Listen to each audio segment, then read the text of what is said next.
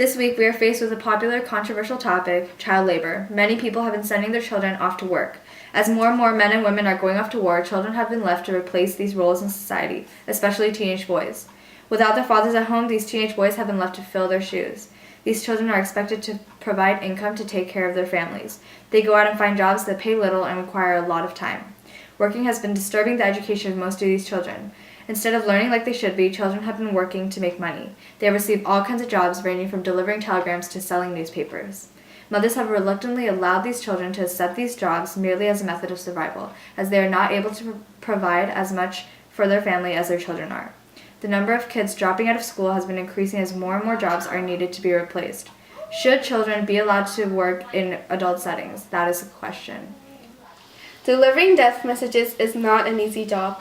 With World War II causing more casualties, the number of death messages has increased and is affecting the person who is delivering them. They experience what no one else will. Delivering death messages brings despair upon the person who is breaking the bad news. They tend to become depressed and realize the amount of death that can occur in a day of war. They find that they cannot do anything when the person who has lost a loved one is crying at the doorstep. When a person is breaking the bad news, he or she must be well trained and experienced. However, it does not always occur that way. It is harder on those who are new to it because they don't know how to react to it. Studies have shown that death bearers go through a time of grief where it encompasses thoughts of feelings, emotions, and behaviors. Anger and mistrust are common effects after delivering death messages. Fears that result from this are loss of control, fear of expressing emotion, and the fear of death. Scientists have found that delivering death messages can remind him or her of his own mortality. Hello, this is Joyce Park reporting to you on the attacks on Pearl Harbor. All 8 U.S. battleships were damaged and 4 were sunk while 2 were recovered. The number of casualties were 2,402 Americans killed and 1,282 Americans wounded. Only 65 Japanese were killed or wounded, and only 1 Japanese serviceman was captured. This is America's wake-up call to join the war. President Roosevelt states, "Japan has therefore undertaken a surprise offensive extending throughout the Pacific area. The facts of yesterday speak for themselves. The people of the United States have already formed their opinions and well understand the implications to the very life and safety of our nation. As Commander-in-Chief of the Army and Navy, I have directed that all measures be taken for our defense. We will be formally declaring war on Japan and entering World War II. Desperate times calls for desperate measures. People will be drafted to join the war, and people have even talked about volunteering to join the war and fight for their country. Many Americans do not want to be involved in World War II, but many have agreed after this event that we can no longer stand idly by." Heli will be taking us live to Pearl Harbor. I'm here live from Pearl Harbor, interviewing people to receive feedback on their views on the war going on right now. Oh, hello. Hi. How are you today? I'm great. How are you? I'm fine. Well, of course you know about the war going on right now, right? Yes, it's all over the news. Of course it is. So tell me, what do you think about the war going on right now? I'm all for it. The attack on Pearl Harbor just angered me, and I even thought about volunteering, actually. Oh, is that so? Yeah. Well, thank you for your time. You're welcome. Hello, how are you doing today? I'm fine, thank you. I'm from the Odyssey, and I was wondering about your reaction on the attacks on Pearl Harbor. Oh yeah, it's everywhere these days. I feel like the president knew about the attacks beforehand to enter into the World War. Do you feel like it was wrong for him to warn the country about these attacks? Both yes and no. I mean, he should have informed us about it. Our country is a democracy after all. However, I understand his motives for not telling us. It was really interesting for you to say that. Thank you for allowing us to interview you. No, thank you. Oh, I almost didn't see you there. Hi, Hi, I'm Kelly Lee. I'm from the Odyssey. I'm Leo. Oh, nice to meet Leonardo. you. So can I interview you for a little bit? Yeah, sure. So, you heard the attacks on Pearl Harbor, right? So, what do you think about it? It's so frustrating Why do you say it's frustrating? because President Roosevelt obviously knew about the attacks and he didn't tell us. So, what makes you think that President Roosevelt knew beforehand? Well, he needed people to support the war, and so he let this happen so that more people would support it. I He see. had to come up with an excuse. I see. It's really interesting for you to come to that conclusion. Do you support people being drafted? I was drafted. Oh, really? Yeah, so I'm wearing this. Oh, this is very Camouflage. nice. So, how do you feel about being drafted? Like, what were your I reactions? hate it because I just want peace and love for everybody, and I don't want to fight, but now I'm being forced to, and Oh, I'm sorry. Okay, well, thank you for your time. Hi, this was Helly Lee, and let's report back to the Odyssey. Thank you, Helly. We will be returning after this break. So Hannah, how was school? Really? Oh, nice.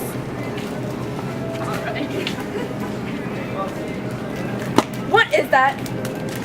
Are those? Show me now. Are you stealing? You don't have to steal these apricots. They're only 10 cents. Let's go. Okay, they're only 10 cents. See, Hannah? They're only 10 cents.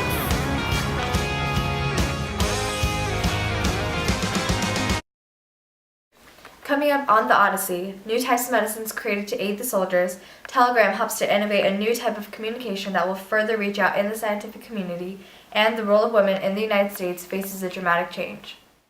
Welcome to the Odyssey. World War II has been rushing the medical world to advance the medicine. With the amount of sickness and injuries, doctors and pharmacists have created new medicines to help prevent bacteria from going inside one's body. A fairly new one that is being made is called pesticide DDT. This is very effective in controlling the spread of tropical diseases. To be in the army, one must be showered with this white powder, which will be helpful. Although penicillin was discovered pre-war, the same drug being produced right now is 20 times better. This drug kills bacteria by interfering with the ability to synthesize the cell wall. The penicillin can make the bacteria longer, but it will prohibit it from dividing, which will stop the bacteria from multiplying. This drug is now becoming to be known as a miracle drug because it is saving many soldiers from infections such as gangrene. Another factor of this improved drug is that it will increase the chance of prisoners of survival.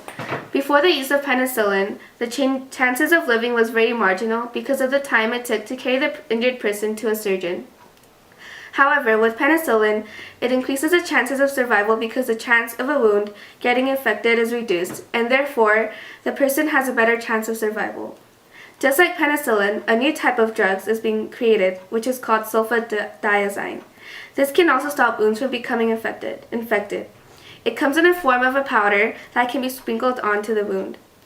Abatrine, which is a synthetic anti-malaria drug created before the war, was very common. However, with the Japanese cutting off the supply of the main ingredient called quinine, Americans had to find another way to achieve this medicine. Many American troops contracted malaria while fighting in the war, and has finally gotten more of this. Although this has a very bitter taste and has bad side effects, the soldiers are continually taking the medications. Thank you. The telegram was used many times throughout the war times to bring different types of news to different many people.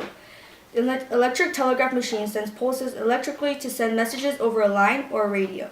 This electrical pulse was kept by a battery, and a magnetic needle gets deflected by the connection between magnetism and electricity. By using this technique, telegram messengers sent out numerous telegraphs per day containing messages on worst-case scenarios or happy news. Many people were affected by the telegraph since it was the only form of communication between people. The telegraph was another step forward towards an innovative society with new technologies. The messenger's job was to decode the incoming telegraphs and send them out to everyone. The decoding part had to do with the Morse code developed by Samuel Morse. Telegrams were a vital innovation during war times.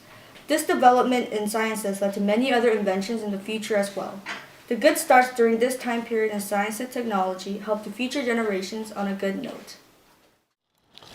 Here we are, live at the picnic grounds near Kings River, where hundreds have gathered today. As you can see, many different people of different nationalities and ethnicities have gathered to celebrate the different aspects of their culture, such as music and dance. Hola! Hola.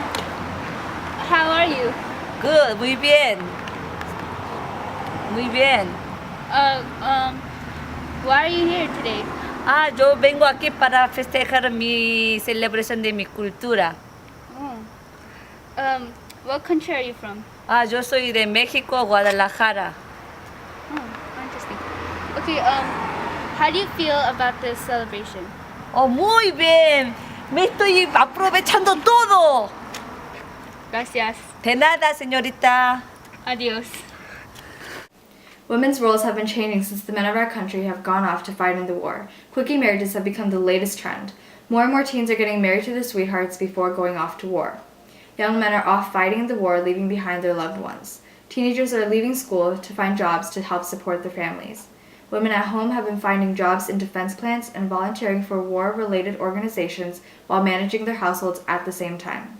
Due to the absence of the men in their lives, women of today are taking over the roles of men, managing finances, learning to fix the car, etc.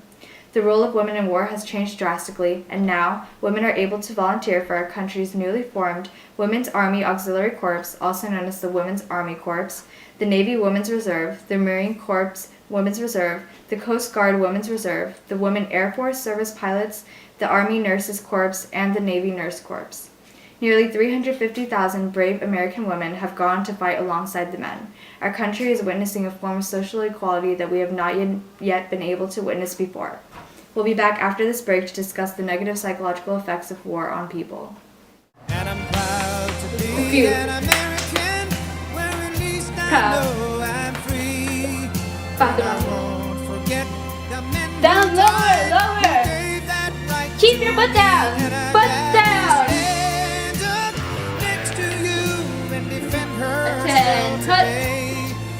'Cause there ain't no doubt I love this land. God bless the USA. Fucking awesome!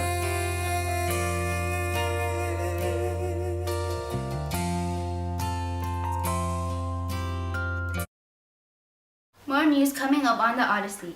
The psychological effects of people during the war, the numerical statistics shown by the war, and education is negatively affected by the war. Good morning, America. This is Alice Yoon here today with Dr. Joyce Park. Hello, how are you? Hi, I'm doing great. Thank you for having me. Oh, the pleasure is mine. So the war is going on right now, and Dr. Joyce Park is here with us to inform us about the psychological effects the war has on soldiers and also the people surrounded by the veterans. So what are the effects that are going on right now? The psychological effects war has on people are really dangerous. You know, many war veterans suffer depression, post-traumatic stress disorder, anxiety, brain injury, and many more. Oh, that's really depressing. It says in this report that only 43% of war veterans have children. Can you explain this a little more further? Well, you know, war scars people. They see people dying right in front of them, whether they are friends or close acquaintances. But this affects soldiers really greatly. People in the military, they leave their families, and this causes their wives and children to have more responsibilities. Their family experiences more financial issues, and they feel more lonely and overwhelmed with the pressure on them. So, do you know any people who are actually affected by this? Well, yes, my former client, Homer, he has allowed me to speak publicly about his situation. He's a 14-year-old boy who works at a telegram office. His father died in war, and his brother is in the war right now. He takes on the responsibility of taking care of his little brother and his mother. He works after school, and because of his job, he has to cope with delivering these death announcements. Oh, what do you mean by coping with death announcements? Homer delivers these death announcements, and it's really hard for him to cope and see the reactions of these families when receiving these death announcements. There was a situation when Homer even sat on this woman's lap because she needed comfort when she found out about her son's death. Oh, that is deeply saddening. Well, I'm sorry, Dr. Park, but we're out of time here today. Thank you for being here with us. Oh no, thank you for having me. Now let's direct our attention to Lisa O reporting from Ithaca High School. Yes, right now I am here at Ithaca High School, where it seems that in this school, as well as many other high schools across the country, dropout rates are soaring higher than ever. This is one of the many devastating effects that the war is having on our country. As the men leave to fight the war, more pressure is being put on the women and the children to support the families. This will leave a terrible impact on America's future as more and more students drop out from the school to get a job and support their families. Education is the key to social mobilization, and these children who drop out or whose education is negatively affected in other ways will have a lower chance of earning a college degree and getting a job that will support a better lifestyle. Thus begins the vicious cycle of generational poverty from which it will only get harder for future generations to escape. Yes, right here we have Miss Moore, the high school 10th grade teacher, English teacher of Ithaca High School. So, have you been feeling any negative side effects from the war? I mean, not me personally. Actually, it does affect me personally. The students, some of their families are in the war right now, so, some of them come to school kind of sad sometimes, or, so it, affects me as a teacher because we need to be taking care of them. We need to be nurturing them as they grow up, so, yeah. Have any of your students dropped out or have their grades been dropping recently? Oh yes, I have one student who's been really affected by this. One student even wants to quit school, and it's really hard because they have to take on the responsibilities because their family is in war. So yeah. Okay, may I interview the children? Yes, of course. Yeah, thank you. Hi, what's your name? Andrew. So have you been negatively affected by this war? Yes. Do you have to have a job to support your family because your dad or any other family member is off to war? Yes. Thank you. So here we have another student from Ithaca High School. Hi, what's your name? Hannah. Have you been negatively affected by this war in any way? Yes. What effects did it have on your family? My dad. War. And my brother working. Oh, I see. Does this affect your schoolwork in any way? Yes. Have your grades been dropping or? Yeah, a little. Okay, thank you. This is Lisa O. Now let's report back to the Odyssey. During this war right now, the West Coast has been benefiting the most from government spendings. A strategically vital segment of the continental United States, the California coast became the primary focus of military-industrial production. The federal government poured money into the Golden State. New defense manufacturing plants, shipyards, aircraft factories, and military bases were built in cities such as Oakland, Richmond, Sausalito, Vallejo, San Pedro, Alameda, and Treasure Island in the San Francisco Bay. In addition, military industries already established are expanding even more, and right now the federal government is spending a total of $35 billion in California.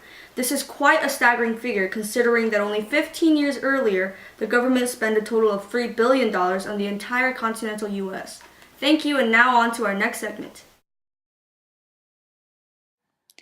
The weather this week will be around the low 80s and high 70s. On Friday, the weather will get a bit chillier as it approaches the 60s, so get ready to put your sweater on.